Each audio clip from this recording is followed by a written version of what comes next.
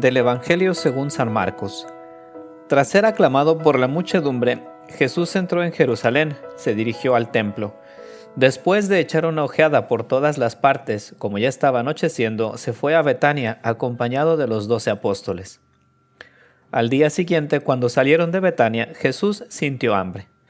Al ver de lejos una higuera muy frondosa, se acercó a ella a ver si tenía fruto, pero encontró únicamente hojas, porque aún no era el tiempo de higos.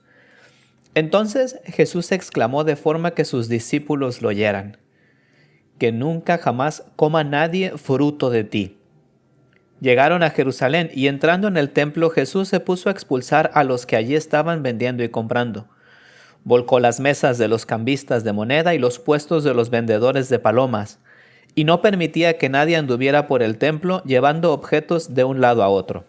Y los instruía increpándolos: ¿acaso no dicen las Escrituras que mi casa ha de ser casa de oración para todas las naciones? Pero ustedes la han convertido en una cueva de ladrones. Oyeron estas palabras los jefes de los sacerdotes y los maestros de la ley, y comenzaron a buscar la manera de matar a Jesús, aunque le tenían miedo, porque toda la gente estaba pendiente de su enseñanza. Al llegar la noche, Jesús y sus discípulos salieron de la ciudad. Cuando a la mañana siguiente pasaron junto a la higuera, vieron que se había secado hasta la raíz. Entonces Pedro, recordando lo sucedido, dijo a Jesús: «Maestro, mira, la higuera que maldijiste se ha secado». Jesús le contestó: «Tengan fe en Dios. Les aseguro que si alguien dice a ese monte que se quite de ahí y se arroje al mar, y lo dice sin vacilar, creyendo de todo corazón que va a realizarse lo que pide, lo obtendrá.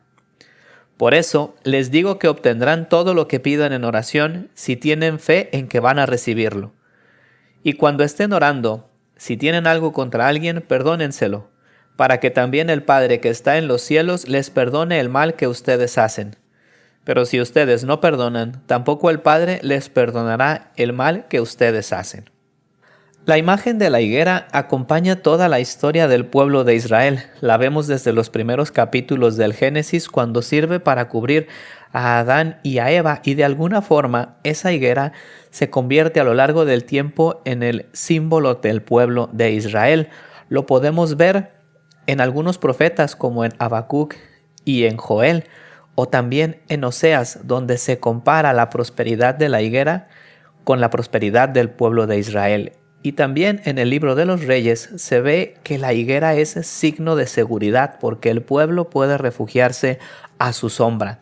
De alguna forma, una higuera es un signo también del pueblo elegido por Dios.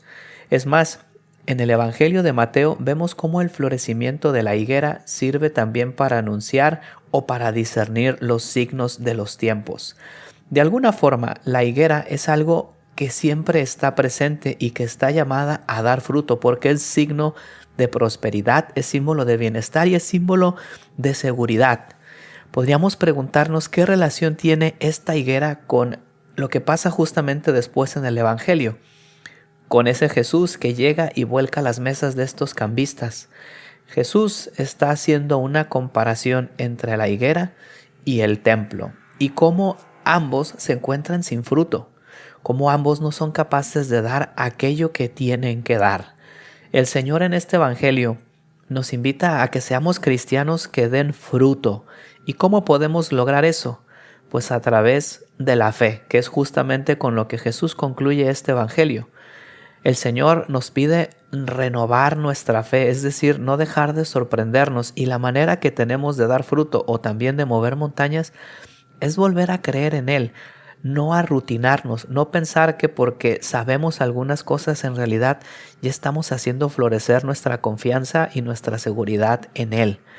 Necesitamos que Jesús vaya respondiendo todas las preguntas de nuestra vida. Necesitamos seguir floreciendo, acompañándonos de esa vivencia de nuestra fe, y que como la higuera aprendamos también a dar fruto. ¿Cómo podrías tú dar fruto el día de hoy? Pues creciendo en este ámbito de la fe y, por ejemplo, pues haciendo una visita a la Eucaristía, porque eres consciente de que ahí está Jesús, acercándote a alguno de los sacramentos, porque eres consciente de que ahí viene la gracia, o quizá también practicando algunas de las obras de misericordia. En fin, puede haber muchísimas maneras de crecer en nuestra fe todos los días, pero que vayamos logrando que cada día haya un poquito de crecimiento, que cada día subamos un escalón para que nuestra vida no sea solo apariencias, no sean solo hojas como nos puede pasar en ocasiones, sino que realmente también haya frutos, que no sean solamente las cosas exteriores las que nos definen, sino que verdaderamente vayamos madurando en nuestro encuentro con Jesús para que vayamos dando fruto, para que seamos higueras que no solamente tienen hojas, sino que también tienen higos, para que seamos templos del Espíritu Santo que dan gloria a Dios y no solamente que se preocupan por vivir, por estar o por las cosas materiales. Que Dios les bendiga. Soy el Padre Evanibaldo Díaz.